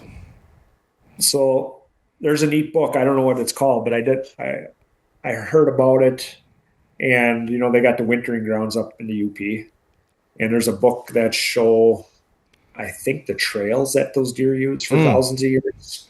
Mm-hmm. And I think the Native Americans used to funnel. They would just sit along that trail. They'd funnel them down, maybe with some logs or something. Yeah. And it was, I've even heard of that up north in Wisconsin here, where they'll do, if it gets enough snow in a certain area, it has to be the right conditions, but it'll start pushing, within 3-4 days, all those deer will just migrate. Yeah. And if you're sitting on that, it's pretty crazy. But the people that I know that go to the UP to hunt deer love to go to the UP to hunt deer. Yeah. And then there's other people like me who have never been to the UP to hunt deer, who cannot even imagine going to the UP to hunt deer. I just can't even imagine. I don't have enough life experience in the woods to even think about that. I started hunting in ag land. I've cut my teeth a little bit in Kansas and some forests in Illinois. Like, I cannot imagine going to the vast forests of northern Wisconsin or the UP to do it. I just can't even imagine. It's not too bad. We go to the UP every year for our vacations. We'll be on looking for those Uper stones up in Superior. Those are so cool. I just learned about those in the last couple of years. Yeah, we find them up there with the black lights at night, walking in Lake Superior. Unreal. We went Whitefish Bay, all that stuff. Yeah. But I think you should go up to the UP. I think that helped my journey a lot too, going up to northern Wisconsin to hunt, and it made you really appreciate what you have. Sure. Because it is hard. If you can get it done in those northern Wisconsin, northern Michigan, Mm-hmm. Maybe Maine, Vermont, some of these big ass areas like they do. It's tough to do, and I commend those guys that can get it done. So when I challenge you to do that. Well, that's fair because the truth is, when I first started hunting, we didn't have this property that we go to now. We would go 2.5 hours north to Grayling State Forest. Yeah. And I've said this 100 times on here. I never once saw a deer while hunting. Only in the dark on the way home from the bar was the only deer we ever saw. Yeah. It is I don't have it written down on my hunting goals for 2026, but it is in my heart that I want to go back to Grayling State Forest with the way that I know how to hunt now and shoot a deer. I'm not saying a buck. I just want to shoot a deer. Yeah. And you appreciate a fork. When I was up there, it was like this brown, if it has horns, you shoot the darn thing. But I think your guest, Kevin Vistison, right? Yeah. He lives up there, doesn't he? He lives up north. He lives up in Traverse City. So he lives up where it gets to be a little bit better. Okay. It's still hard hunting up there because it's big, vast properties. We were going probably halfway between where I am today and where he is today. We were about the midpoint there in the state, and we didn't know anything. We knew nothing, and we weren't conscious of access. We weren't conscious of scent. Correct. We weren't nothing. We were young and dumb. Yeah, and probably smelled like Jack Daniels. Full on Jack Daniels is probably what we smelled like. I remember doing shots of Everclear and then riding my dirt bike with the guys, and I could smell it coming out of my skin at the time. I was gonna say, just coming out of your pores. Yeah. But if you do go way up north, I would concentrate. I always thought this: if I went to the UP, I'd concentrate on there's a center section up in the UP that's more farmland. Yeah. Kind of right in the middle up there. Mm-hmm. And you're driving around up there and you see a lot of apple trees in people's yards. Mm-hmm. And that's going to be a big draw, the hay fields up there and stuff. But I would concentrate on that area and maybe work your way out at, angle that. Yeah. If it was me, those are, definitely, like I said, in my heart, I do have in my heart goal to go back up north to Michigan and somehow get it done. At one of these days, I'll for sure do it. It might be a 60-inch deer, and you're gonna be so proud of that thing. Oh yeah, hell yes. Just because, like I said, we never saw a single deer while we were hunting. I never did anyway. I was thinking I had written something down, and I'm curious. I kind of have an idea on how you'll answer this, but I could be wrong. Do you have a specific time where you want to be done scouting? Or, I'm trying to think of the best way to say this because I'll just fucking read it. God damn it. Do you have a time of year where you'd like to be done preseason scouting? Is it a time of year or is it once you found something? Or will you pause at a certain time and then pick it up again closer to season if you haven't found what you're looking for? Well, so what I usually do is I went pretty hard. I'll go pretty hard scouting for 5 months, probably starting in December. So I'll scout, December, January, February, March, April, all the way up. I'm still scouting like wild card spots, I call, because I got enough. I got a war chest of spots and deer. I think this year that it could be pretty awesome. So that's my preliminary scout. And that's where I was talking about, like a couple 100 miles, 70,000 acres probably or so, going through that, different counties. And right now I narrowed that down to, certain areas I want to do a deep dive in based off that sign. I already have them kind of pre-planned. I just have to, I'm going to go back in there, and now I got to start surveillance to see if the buck that left the sign I wanted to see is still alive. And that's going to be, that summer scouting coming up here, mock scrapes, maybe on spots that I can't visual see from fields or from the road. I'll have to get some cameras in there and I need to see if they're still alive. I'm not using them. I think that's the biggest thing with cameras is I don't use them really to do anything else but to see if that buck's still alive. And So it you allows you don't, to yeah, work around, right. You don't have a hard, like, June 1, I'm done. No, And if I haven't found what I'm looking for, I'll start again September 1. You don't live, no. no. Okay. So you're year round. We're year round. Yeah, it's year round. And during the season, even during the season, I'm scouting after, in dark, at dark. Like, let's say you got a spot that I'll have several really good bucks to go after this year. I have no doubt about that in my mind. I mean, they're going to be just awesome deer. And let's say you're still scouting throughout the year. You're still looking for that sign even during the season to see, is that buck in this area? Did that rub line open up? Where's he moving? Blah, blah, blah. Food sources are changing. But I'll go even in the middle of the night. I'll go in back in the spots where I know that buck's not, I think he might be back there, but I know if he is, he's going to be out of that spot. So then I go back there and kind of poke around, to see if any sign open up. But yeah, it's pretty much, it's crazy, guys. Yeah. You're a crazy middle of the night scouter. I do. I'll put a headlamp on, but here too, I do that for a couple different reasons. When that deer's out of that area, but also I have everything to myself. I really never see anyone else in the middle of the night scouting. You never run into Tony Van Asten out there anywhere? Oh, no, I haven't seen. I think he's more on the west side of the state there. Yeah, I think so too. My kids asleep. My wife's asleep, so it doesn't put any pressure on that situation at home. I might lose some sleep in the deal, but I'm able to get out there and Plus, what else are you gonna do? If you can't sleep, it's like 10 o'clock at night or something. I could go check that scrape or check that camera or check the sign over. So and we can I don't get into shining, but we can shine in this state too. So that's right. Yes, yeah. We could when I started. Even during the season, you can shine up till I think like 10 p.m. or something. So at night, yeah. Wow. So I've never really got into that. I know people do it. It's a hell of a tactic. I mean, right? Mm-hmm. You're out there.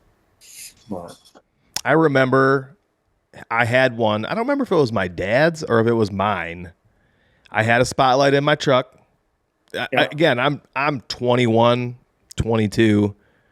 Leave the bar. So on the way home, I'd turn right onto my road. And before they had built any houses on the left, there was a pond right there. And I'd have that spotlight out the window, and I'd shine that pond every night. And there was I used to love counting the bucks, just hanging out by that pond after dark at 2 o'clock in the morning. Can't do it anymore up here, though. We can't do any more shining. But yeah, but I got a pretty good idea of how that, with my scouting this up to this point, if that buck is still alive, I got a pretty darn good idea how he's going to be using that landscape where he is based off everything I found. And I just need to know he's alive. Yeah. And then I can make game time decisions based on food and all that other crap and pressure and everything else that goes into it, to take my shots at him. But gotta get aggressive. You gotta get aggressive too on these deer with all the people out there chasing them. So it all goes back to: are you willing to put in the work to not settle for mediocrity? Yep. And it's that restless 10 p.m. You got to get it. You need answers. Yeah. And you got to go get them. Got to go get them. I will tell you, my wife would have a fit if I ever said I was going out in the woods after. I'm starting my process after dark. She worries about me all the time because she loves me. Boy, she would shit herself if she knew that I was doing that. There's been some couple times where, like, even this past weekend, I was out walking. I was walking a dog, and there's some deer that came running towards me and stopped and were looking the other way, and I'm like, what's going on? So I just stood there for a while. Next thing you know, here come a wolf out of this patch. Oh. I yelled at it, took off. But there's been some times I'll go check a camera at 10, 11 at night. It's pitch black. I have my headlamp on. All of a sudden I look and I see eyes. Oh, yeah. They're not deer eyes.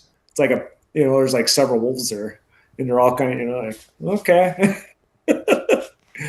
But because we got them pretty thick around here, in certain spots, they run this they run the prairie chicken land, and some of these marshes around there are pretty hard.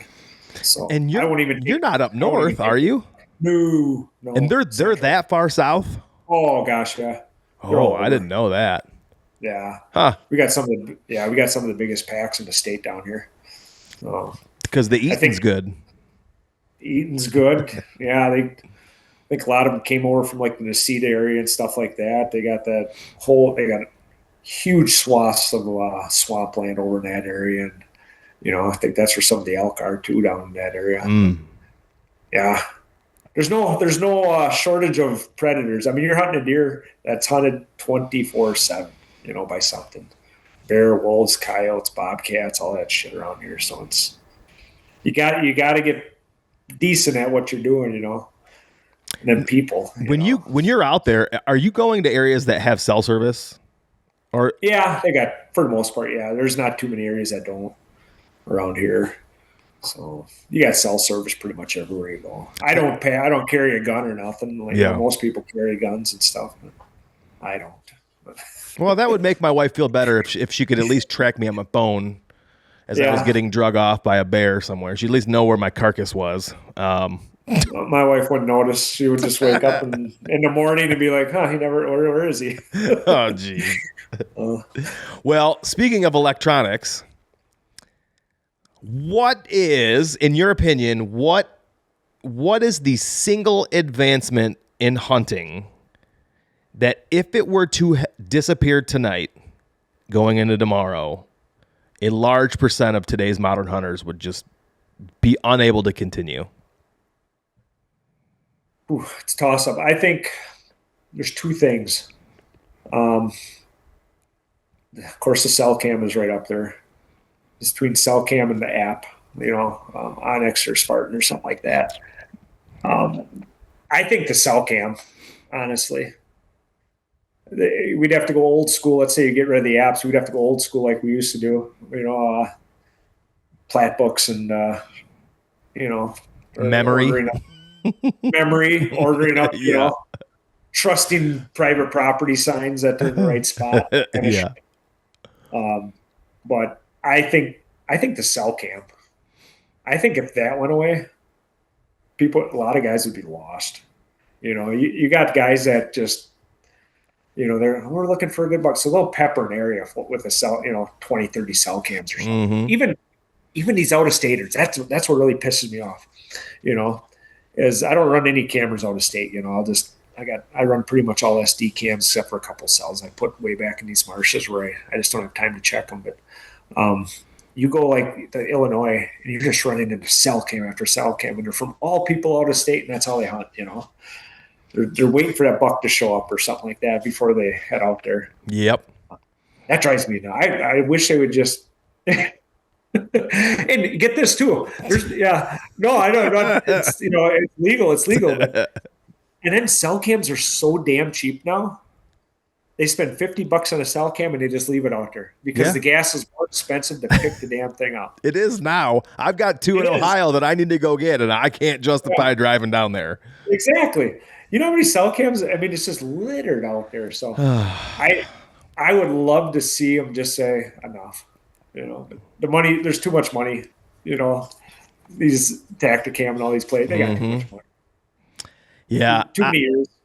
I have often thought that it was the number one conversation argument is what kills more deer, cell cams or what what is the electronic device that kills more deer? Is it cell cameras or is it e-maps? Yeah. I have always been the mapping software camp. I don't disagree with you at all that people would not know what to do if they never saw a deer. Well, they wouldn't know it's out. They wouldn't know it's out there. You'd have no clue. You wouldn't be able to chase the caliber of deer that because right now, I mean, you might see a big rub and you're like, but now I know what buck probably made that rub. I know what he looks like, the genetics. I think it would be a better playing field, not knowing as much. The biggest deer I ever shot, the only reason I knew he was there is because I found his sheds on an accident I found his sheds with 2 tines sticking up from the snow. Yeah. I put a camera out and he was on it immediately. But if I were to not have cameras and yet still found those sheds, I could have looked everywhere and I would have not found any sign. There was one tiny scrape that I lucked out and caught him on, but he was not rubbing anything. Nothing. He go ahead. What time of year was he in there? He was there year round. Was he? It was I found his bedroom. Yeah. His core area. And so he's just rubbing a brush more often than he that? must have been. He was not raking. There was no signpost rubs anywhere. Like, no deer were doing it in this area. I found this too in really high pressure areas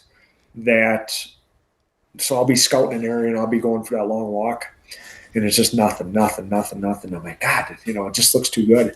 But in these really high pressure areas, it seems like that sign is so localized, even to like the size of this garage. Like maybe I just never found it.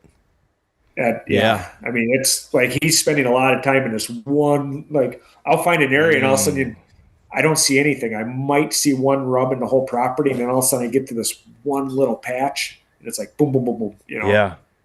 And if you don't find that one little patch or something, or if you don't have that, what do you call it? That just wanting to, keep going. Keep going. Like what's over there? What's over there? Like if you, just maybe that patch over there, let's go over there and check this out. Or what's over, That's interesting. I never thought about it that way. Like maybe I just never found it.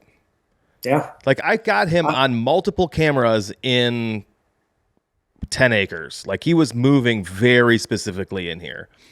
Yeah. I'm sure he moved elsewhere, but he was in here a lot, to where I assumed, like I was getting him first thing in the morning and, coming out of his bed in the evenings. Like I knew he was bedding on a particular ridge, but there was a scrape, but there was never like his like he was in his bed and he was rubbing. Like I never, ever found rubs on any of those ridges out there. Yeah. And there were other really good bucks in the area. So anyway, going back to the cell cameras, I would have found antlers. Yep. Never got a deer on camera. And then I would have been like, I don't know where to go. There's no sign. Yeah. You are 100% right. I would have not known to go where I went. I don't think, because I'll never be able to go back and try it. Yeah. I don't know that I would have been able to get on that buck like that. And that's where you got to start doing like the old school shit, the track traps. Looking at tracks. That. Yep. Looking at tracks, following them, looking at the lay of the lands, just going for a walk, seeing how it takes you. And just, you can get on them. I mean, it's, that's why the more you scout and stuff like that, you get better at getting on these deer without any, cameras. So I'll go out west or whatever, and I'll be able to get on some pretty nice bucks within a week. Just, no cameras, no nothing, just going out to read sign and historical data, that type of shit. So, well, that's what I love about podcasts is someone who's only been really serious about this for like 6 years, like really serious, very serious. I have been able to learn so much at my own pace and hyper focus it to what my needs are by consuming podcast content and, some video content from people like you and people like DJ Riley and people like, Andy Mays and Jared Mills and all these guys that are consistently getting on deer. I don't care if you shoot them every year, but if you're able to get on them, then there's something you're doing that I need to listen to. I can scare them pretty good, but shooting them's a different shooting them's a different story. I got all kinds of great pictures of deer, but it doesn't do me any good. Yeah, I've scared the shit out of some pretty big ones. So. Those big ones get away pretty. I mean, it's tough. That's why they're big. You're dealing with so many other people out there and so much. I mean, that hunt. If you're on a big buck or something that's coming in, that hunt it's on a razor's edge. There's a moment in that hunt where it can go this way or go that. and it just everything just builds up to that one. There's been so many hunts where, oh man, it's come so close, or it just, if I would have done one thing wrong, it would have just gone a totally different route. But yeah, it's just a lot of time being out there doing that shit. Yeah, it's my favorite thing. It's my favorite thing is going somewhere new and reading the sign. Yeah, I love it. We got to talk about. I heard something about $1 over by you now. Yeah, so there's been a huge push for $1. Yeah. The residents of Michigan are not inclined to shoot does. 80% of tag holders are not shooting does. 80% are not shooting does. I think you almost need a program that would help people realize the benefits of eating venison, and not try scaring the shit out of them and be like, oh, everything has CWD now. I think you need a program, because venison, like eat beef program or eat chicken program, you need venison. 100% natural protein, straight from the woods. I mean, whatever, you can get a whole deer and do all this crap, but get more back to that. I think that would help. I'm a huge proponent of education. Like, I don't know if you heard me say this I think I said it to my brother. I have a builder's license, and I have to take continuing education to have a builder's license. Oh, yeah. If I'm going to shoot a weapon and kill something, why shouldn't there be a little continued education for how the rules and regs changing? Maybe share some best practices, some herd information on how how imbalanced or perfectly balanced it may or may not be. Why are we not doing continued education for the modern hunter? We have everything we could possibly want in the palm of our hand. Do some push, but the argument is always money. Okay, it costs money. It costs money to create a program. Use fucking ChatGPT. Have ChatGPT have AI spit out the latest data on the herd health, and then push it in an email for everybody to read. Like, you are right. We need to educate people that hunting is more than antlers. Hunting is the experience. Food itself is incredibly valuable. That should be number one. Yeah. Yes. That's the problem, is education. Yeah. But I don't see the local, our federal or our state government being willing to put the effort into educating today's hunters about it. Yeah. And so rather than that, they're gonna change the rules and regs. They're gonna piss off 50% of the hunters and make 50% of the hunters happy, and we're gonna be fighting with each other. And then they're gonna do it in sort of a half-assed way, where they really only made part of the state $1, the Lower Peninsula. Correct. The Upper Peninsula still do whatever the fuck you want for $2, shoot whatever you want. And then they're not doing it now. They're waiting until 2027. Yeah. Because it costs money to make changes. Because people have already bought tags and they don't want to refund them. And it was not pleasant the other day. I didn't go to the vote, but people were not happy. I know. And I think a lot of the unhappiness is maybe from the older generation. It is. Plus, nobody likes change when you get older. It's like, this is how it's been. This is how it's got to be. And I think the younger generation wants to see a better quality product on the landscape. If you put a better quality product on that landscape, people will buy it. Why are you going to keep buying crap for? That's why people get disinterested in stuff like that. Well, I'm sure you've heard Josh say it. It's like, oh yeah, the guys will complain about the product. Yep. Yet their behavior will not change. And then when someone offers to change the rules and regulations about the behavior, they will complain and say that it needs to stay the way it is, which is the way that it is you just complained about 12 minutes ago. Make it make sense. You either want change or you don't want fucking change, because you're not changing. Yeah. We can't self-regulate. Yeah. I don't know if it'll help with the doe harvest by you guys or not. I think that's a different issue with education and maybe some cooking classes and what can you do with venison? You know, I have a whole program that, look at this, I can do everything. I can feed my whole family off venison, you know, and I don't have to buy a cow or do all this other crap, or, you know, maybe make it noted a little easier for people to find places that will do your processing for venison too. That's true too. Those are getting less and less. You know, snack sticks, all this. It's, you know, it's hard to find those places anymore. So it is. Yeah. And then when you couple in the cost to have your deer processed, you're like, whoa, it's what? Yeah. Outrageous. Yeah.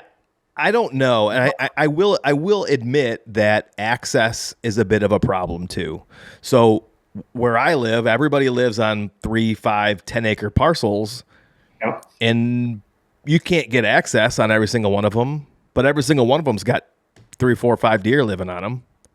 Yeah. And so you've got hundreds of deer just in my block here, hundreds of deer. You can hunt. If somebody's not already hunting there, which they probably are, and they're potentially old mentality, you're not getting on the property. And so you might get on one, but then you've got ladder stands or tree stands surrounding you from the neighbors. It's access is tricky. And then I'm one person. Well, what about the other guys they can't get access anywhere either. So now you have hunters who want to hunt, maybe don't have access. You have people who aren't willing to do the hard work and go to the state land. There's thousands of acres of state land right here. Yeah. But if they can't shoot a buck, they're not going to do it. But there's does all over the place. It's tricky. And everyone has a different angle on it. You know, some people just have a trophy angle on it. You know, I want to see a bigger buck. You know, I think maybe even land managers have an angle on it. You know, let's say we get because Michigan's probably pretty untouched for a lot of these other land managers from different states. Hey, maybe we can increase the value of their land there and make a lot of money. You know, let's get those big bucks, and then people are going to want to go to Michigan, buy some property and hunt. And so they got their angle on it. You know. Well, going back to leases, I look at the leases every Monday, Wednesday, and Friday when they get released on Basecamp. Yep. And when there is a Michigan lease available in, you know, the southeast, all the way over to the southwest in ag land, it is priced at an absolute premium. Yeah. Well, that's weird because we don't have great deer hunting, right? Yeah. Wrong. It's priced at a premium and it's gone like that. Yeah. So it can't be that bad. And I can attest, the bucks that are down where we're going, there's big deer down there. Well, yeah, I've seen some. I see the pictures. I used to watch that Michigan buck pull, you know, the old time show. I mean, even back then there were some big deer, you know. So it's like, yeah, I'm not buying. I know there's some nice bucks in Michigan. Yeah, but you're right. You're right. It is education based. The true dilemma is education. How do we get people to buy into hunting? Is an experience holistically. Enjoying whatever it is that you shoot. Help us out. Shoot a doe. Donate it. I don't know, but you're right. It's education, and I don't know how we cross that bridge. I think that's the core problem is the doe portion of the whole deal. Yep. By you guys. Yeah. You know, just maybe pushing that food angle. What you can do. Self-processing and start the whole revolution about that. I tried to talk Adam into doing some sort of a cooking show with venison. Yeah. Because he's got the culinary skills. Yep. And we can make it funny or silly or whatever, just to kind of keep it engaging. But you're right. Like if people could figure out, hey, listen, man, this is how we cook our backstraps. I think you and the family will enjoy this. If you want to do it all in ground, do it all in ground using spaghetti and tacos. Like there's so many, make burgers with them. Like burgers, brats, sausage, bacon, everything. That's what I've never done is brats and bacon. What am I waiting for? You never done venison? Never. Bacon? Oh my God. Brats? Never. Oh yeah. You do that. You cut it with some pork or whatever, and maybe have some cheese in there. Maybe do have some cheese brats, beer brats. Oh my gosh. you can live on that stuff, you know? Well, I just started processing my own. So I've got the grinder, I got to get the casings and all that stuff. I got to get the rest of the kit, but Yeah.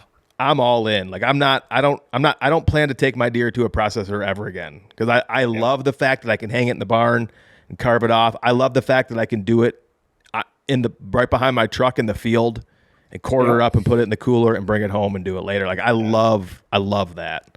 And you know the chemicals are in a deer when you do that, you know? Yeah, for sure. I love it. It's the best meat you can possibly eat. Yep. You know?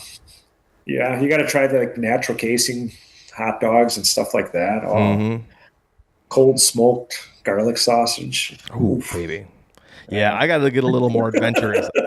I got to get a little more adventurous with mine, for sure. There's so much stuff you can do. So. I think if I made all the sausage, I would never get any. It would be gone. Yeah, goes fast. I know that Adam will take it to a processor and have them do like the snack sticks, and he'll tell me what he ends up paying. I'm like, oh my God, that's too much money. But it's gone like that because his kids love it. I think most of the stuff around here is maybe $4.29 a pound. Yeah. Finished. You know, you take your meat in, they cut it with pork or beef or whatever, and then the seasoning and the packaging and stuff. But it's probably about $4.29 a pound. I think it runs around here. Do you have a lot of processors around you? No, no. There used to be Stone Ridge and Watoma. They quit doing that. Took it to the Wisconsin River Meats over there, but I think that's there's one up in Abbotsford Rays. Not too many. Why do you think they're closing? A lot of the people that did it were old, you know, I think they a little older. It's hard to find anyone that wants to do that type of work. You know, there's some meat places up by Stevens Point and stuff that do that stuff, but you know, I don't think you get your meat back. You know, that's another thing too, getting your own meat back and that type of shit. So it's hard to find that. And a lot of these places, people don't understand. They'll bring deer to the processor that's not even gutted yet. Do they really? Because, they just don't know any better. Or they'll take a shitty gut shot that deer, and it's like they'll bring it to the process, you know. And so I think a lot of the processors, they get sick of that shit too, you know. It's like, I don't want to deal with this, you know. Yeah, there's a lot of people that just don't know any better, I guess. I hear that a lot though of so and so was hoping to pass this on to his kids and they don't want to do it. Specifically farming. Like there's an old man who lives around here and he's got thousands of acres here and a couple other counties, and his kid doesn't want to take over the family business. No. You know, you can make 10 times more money leasing your land out for solar panels around here than you can. Yeah. It's crazy. And that's what they're doing. Solar fields everywhere. It makes me sad when I see them. It's a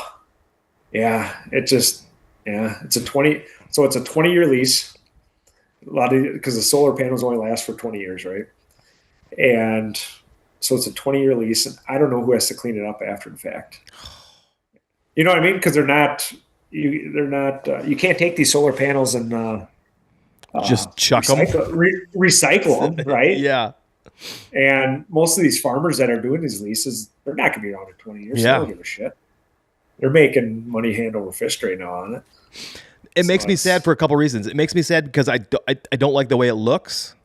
Yeah. It makes me sad because I know that somebody that was probably their last resort. Yeah. It's like I didn't want this to be where this went, but I now have no other choice. For whatever reason, whether input costs are too high, fertilizer costs are too high, they're old and the kids don't want to take the family business. They don't have kids. For whatever reason, it may have been their last resort, and that makes me sad. Yeah. They're talking about putting the 8,000 to 9,000 acre one over here. So it's going to be one of the biggest in the. That is hard to imagine. Yeah. An 8,000 acre solar farm? Yeah. Well, it's not. Yeah. It's going to be on all these different properties. Chunked up. I gotcha. Yeah. But all those properties are fenced off. Yeah. So no deer, no wildlife. You know, the only wildlife are like rabbits and smaller probably. Mm-hmm. So people don't understand that. It just screws everything over, you know. They just clear the trees. No, I don't like it, not one bit. I don't either. And your energy bill never goes down. Oh, God, no.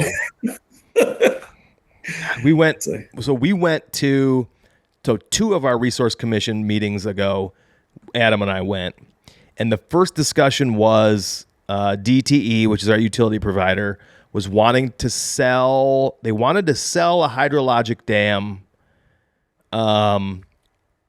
rather than decommission it, because the costs to decommission it were greater than I don't remember, some convoluted plan to sell this hydrologic dam to some third party company to get out of having to maintain it and or shut it down, because they can't just you can't just walk away from it. You got to decommission the thing.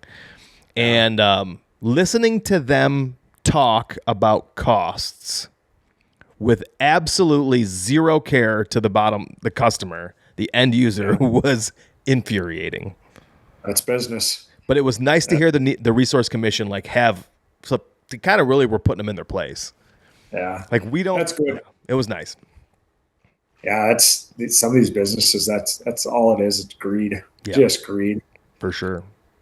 You can be a billionaire and it's still not enough. Yeah. Because I want 2 billion and then I want 3. It's like there's just something wrong with people. Well, my biggest takeaway was it was, hey, what happens when you want to sell this? You want to flip it. You want to flip this dam. So you want to buy this dam at this cost. You want to run it, and then you want to flip it to somebody else. What happens if it fails?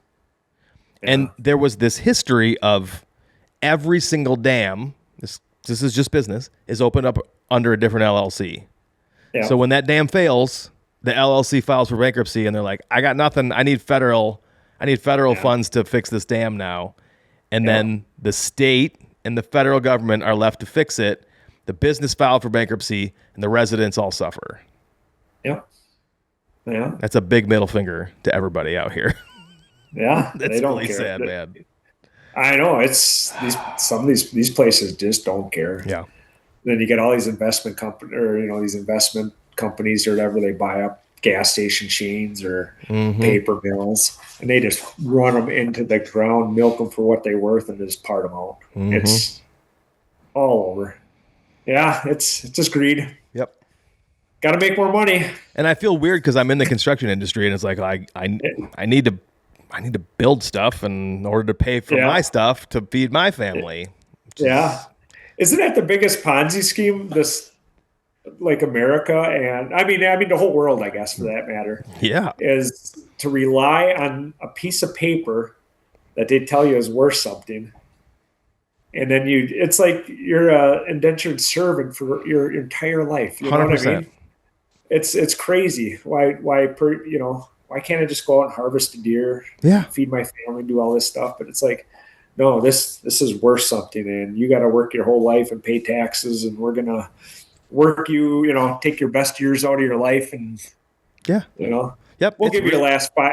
We'll give you your last 5 or 10 years off, Oh man, but you won't be able to walk or anything. But enjoy. Like the biggest, by the way, we're not going to cover your health care, and you'll probably have to pick up a job at Lowe's to cover your health care or something.